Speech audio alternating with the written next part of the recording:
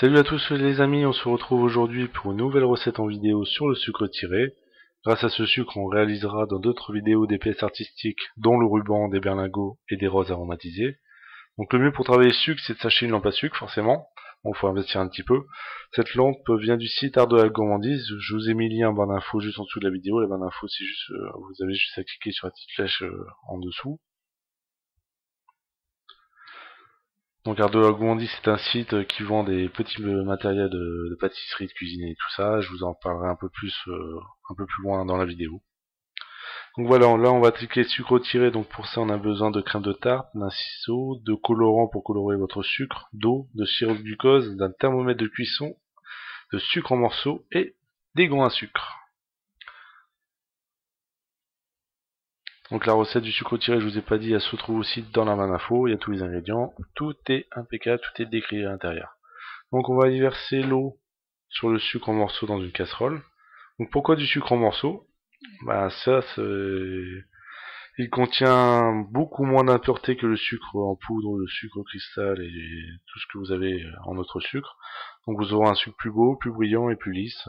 Voilà, ça sera plus facile pour le travailler. Donc ensuite on mélange un peu d'eau avec la crème de tarte. Donc un peu d'eau, vous voyez ça, ça vue d'œil, hein, c'est vraiment un petit filet. Ensuite on va mettre le sucre en chauffe à feu moyen. Pas trop fort et pas trop lent, ça sert à rien. Feu moyen c'est impeccable. Je vais le mettre à 7.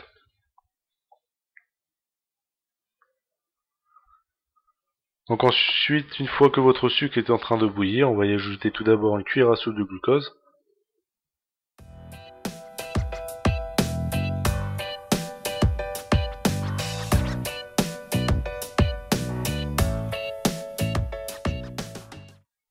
Et ensuite, on va y ajouter notre mélange aux crèmes de tarte.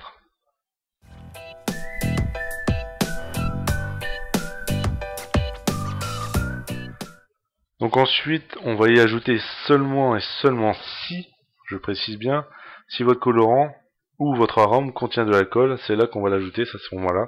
Sinon, on l'ajoutera en fin de cuisson.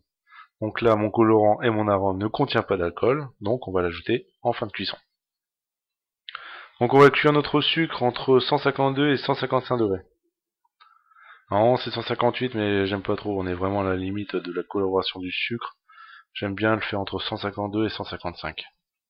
Sinon je vous le dis, pour précision, c'est 158.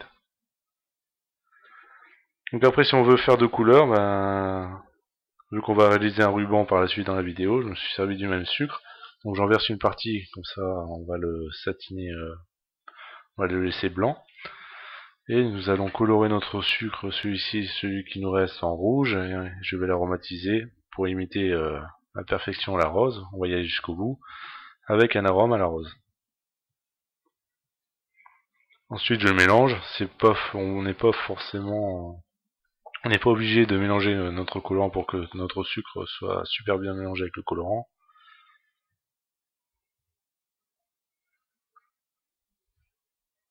Quand on va le satiner, notre colorant va finir de se mélanger tout en le travaillant, ne vous inquiétez pas. Donc ensuite je le remets sur le site pâte, sur un autre, pas sur le même forcément.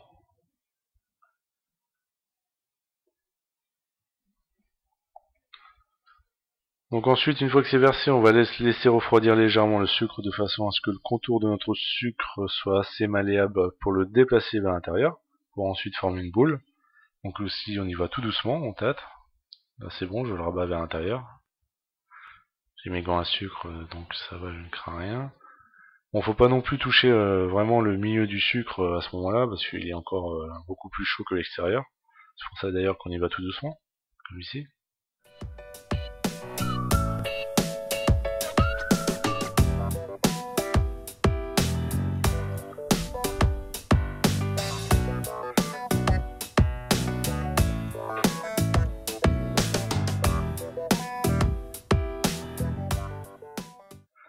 Donc on fait de même pour les deux sucres jusqu'à obtenir une belle boule pour qu'on puisse travailler pour satiner notre sucre. Donc satiner notre sucre c'est quoi? C'est tirer notre sucre 20 à 30 fois, oui vous avez entendu, 20 à 30 fois, en le rabattant à chaque fois vers l'intérieur pour rendre le sucre plus beau et plus brillant. Donc à partir de là, à partir de cette étape, on pourra créer toutes nos pièces artistiques. Voilà, tout simplement. Donc là j'ai laissé un peu mon sucre blanc pour me mettre un peu sur le rouge. Pas qu'il refroidisse de trop celui-ci, et pour laisser refroidir un peu mon blanc.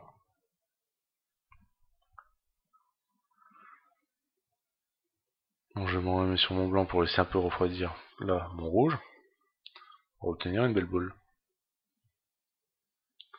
Donc après, si vous avez votre boule et que votre sucre ne travaille pas comme vous le voulez avant de commencer à le satiner, donc à l'étirer, on va le mettre un peu en dessous de la lampe pour qu'il reprenne un peu en température. Par contre, s'il se travaille très bien, vous avez été vite et tout ça, il n'y a pas de souci. Tout est une question de vitesse avec le sucre, mais quand on est n'ayant pas de sucre, c'est pas encore trop grave, on peut, pour les débutants, mettre un peu en dessous de la lampe.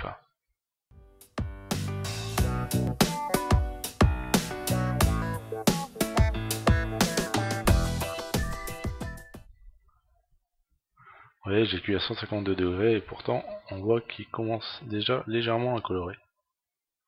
Donc là je le mets un peu dans la lampe en sucre parce que bon, on filme, on fait différentes étapes, j'essaie de vous expliquer, donc il refroidit un peu plus vite forcément que si je n'avais pas à filmer. Donc là je vais commencer à l'étirer. Donc pour le satiner, je le prends avec mes deux mains, je l'étire en laissant une main fixe et de l'autre je tire doucement dessus. Donc je ramène ce que j'ai tiré vers l'intérieur et refais ce geste 20 à 30 fois jusqu'à ce que votre sucre claque. Vous entendrez vraiment des petits clac clac clac clac au niveau du sucre lorsque vous allez l'étirer. Ça, c'est signe que votre sucre est prêt. Donc ensuite, une fois qu'il est bien étiré, on va y faire une boule et on va le réserver en dessous de la lampe à sucre. Donc la lampe à sucre, il faut pas non plus qu'elle soit trop basse parce que la lampe à sucre chauffe beaucoup. Et si elle est trop basse, ça va faire fondre votre sucre et il va plus être satiné. Votre sucre, vous devrez répéter votre opération. Il faudra le resatiner. Donc faut vraiment laisser à une bonne hauteur. De toute façon, à force de travailler, à force d'avoir la lampe, on sait à peu près une fois qu'on a déjà travaillé une fois, au bout de la deuxième fois, c'est impeccable. Ça va très vite. Faut vraiment pas avoir peur de se lancer sur le satinage du sucre pour réaliser un sucre tiré. L'étape du sucre tiré, les pièces artistiques, à la rigueur, c'est un peu plus dur quand on voit dans les grandes pièces artistiques. Il y a certaines pièces artistiques comme le ruban ou la rose, vous allez voir, c'est très simple. Mais le sucre tiré, c'est vraiment quelque chose... une fois qu'on a des tout petites bases de pâtisserie, c'est vraiment quelque chose de simple. C'est pas très sorcier. Donc je fais de même avec mon sucre coloré. On voit bien, je l'étire. Bon, forcément, là, j'ai pas fait 20-30 fois dans la vidéo. J'ai coupé la vidéo pour qu'elle dure un peu moins longtemps.